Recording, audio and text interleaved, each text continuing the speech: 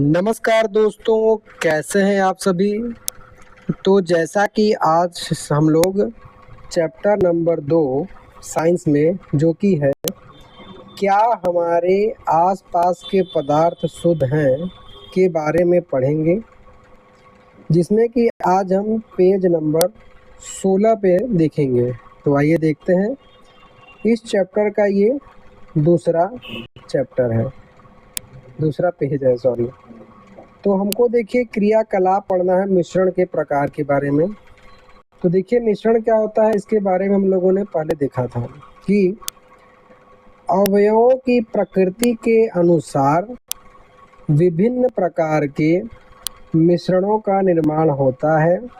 इस तरह मिश्रण के कई प्रकार हैं। तो देखिए सिंपल भाषा में अगर हम मिश्रण के बारे में चर्चा करें तो जैसे हम नींबू का शरबत बनाते हैं तो वो नींबू और जल का मिश्रण हो गया, नींबू नमक का मिश्रण हो गया, नमक और चीनी का मिश्रण भी होता है, भले वो ना घुले। तो उनको हम क्या नाम देते हैं, क्या चीज़ होता है, इन्हीं सब बारे में हम लोग पढ़ेंगे। तो देखिए इसका प्रैक्टिकल कैसे समझते हैं। तो देखिए करना क्या है इसमें, ऐसा कि कह रहा है कि कक्षा को अ, ब, स और द समूहों में बांटे। मतलब कि 4 समूह में क्लास को बांटिए, या तो अगर घर पे कर रहे हैं तो 4 दोस्त ले लीजिए। फिर एक बीकर जिसमें 50 ml जल और 1 चम्मच कॉपर सल्फेट चूर्ण हो, समूह आ को दें। कह रहा है कि एक बीकर मतलब जो साइंस में हम लोग प्रयोगशाला में जो पात्र मतलब कि जो बर्तन इस्तेमाल करते हैं उसमें 50 ml जल लें नाप के और कॉपर सल्फेट का चूर्ण लें। अब अगर आप लोग घर पे यूज कर रहे हैं तो आगे मैं आपको दूसरा एग्जांपल बताऊंगा, पहले जो बुक में दिया उसको देख लीजिए। तो इसको हमने समूह ए को दिया।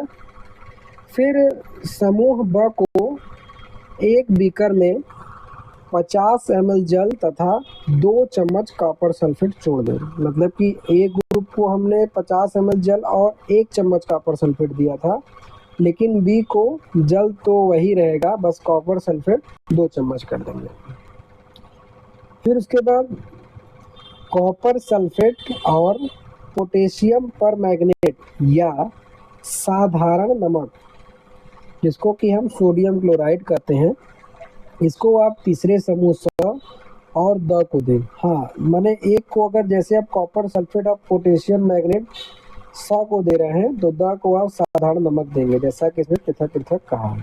ठीक है, इतना जब आप सबको मिला के दे देंगे और अब पृथक पृथक समूह के उन अवयवों को मिलाकर मिश्रण तैयार करें। मतलब कि जैसा कि पहले को हमने 50 ml जल प्लस कॉपर सल्फेट का मिश्रण चूर्ण दिया था 1 चम्मच, उसको मिला लें।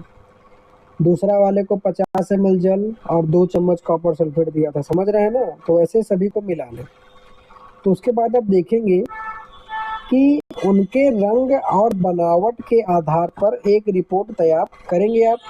ठीक है, तो उसमें होगा क्या कि समूह अ और ब को एक मिश्रण प्राप्त होगा। मतलब कि अ और ब को एक मिश्रण प्राप्त होगा क्योंकि उनको जल और कॉपर सल्फेट ही दिया गया था, लेकिन जिसकी बनावट समान होगी इस तरह के मिश्रण को हम समांगी मिश्रण कहते हैं।